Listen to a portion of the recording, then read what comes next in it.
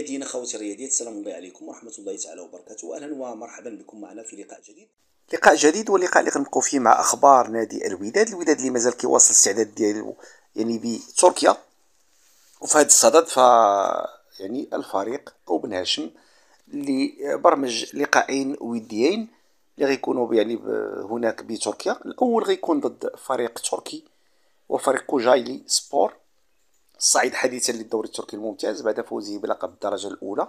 يعني فريق يلاه صعد، فريق كما كنقولوا يعني متحمس، فريق اللي تنافسي. وحنا كنعرفوا البطولة التركية بطولة قوية، يمكن من أهم البطولات الأوروبية اللي كاينة دابا، إلا ما كانتش هي الرابعة أو الخامسة في الترتيب.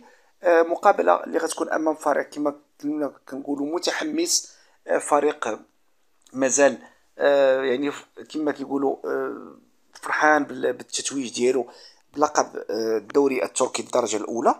وبالتالي يمكن غادي نشوفوا لقاء حماسي، يمكن يرقى إلى مقابلات كما كنقولوا الرسمية.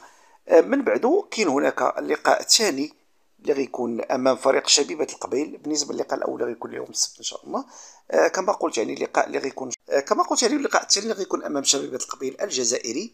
مقابله اللي غتكون يعني مقابله كما كنقولوا هامه ومهمه جدا، واللي كما قلنا غادي يوقف من خلالها هشام بن هاشم على الجاهزيه ديال اللاعبين ديالو او بدايه يعني الاستعداد للسنه القادمه ان شاء الله.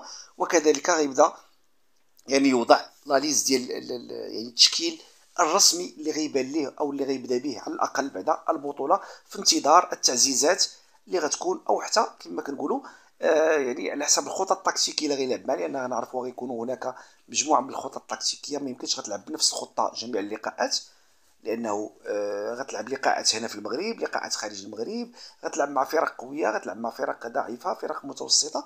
وبالتالي يعني حتى الخطط غيكونوا مختلفين، وحتى طريقه يعني كيفاش غتخوض المقابلات. كاين المقابل اللي غتدخلها وانت كما كيقولوا فائز على الورق ويمكن دوميني من البدايه، وكاين يعني بعض المقابلات يمكن تفاجئ فيها يعني بهدف او هدفين، وانك خصك تشوف كيفاش غيكون رده الفعل ديالك وديال اللاعبين ديالك. فعلى العموم هادشي اللي كاين ان شاء الله. كما قلت يعني لقاءين وديين، الاول امام فريق كوجاي التركي، والثاني امام شبيبه القبيل الجزائري، في انتظار اخبار جديده. بالنسبه لهناك يعني بعض الصفقات او بعض الكلام، ولكن مازال ما تحسمش، دونك ما غاديش نهضروا عليه. استودعكم الله، والسلام عليكم ورحمه الله تعالى وبركاته.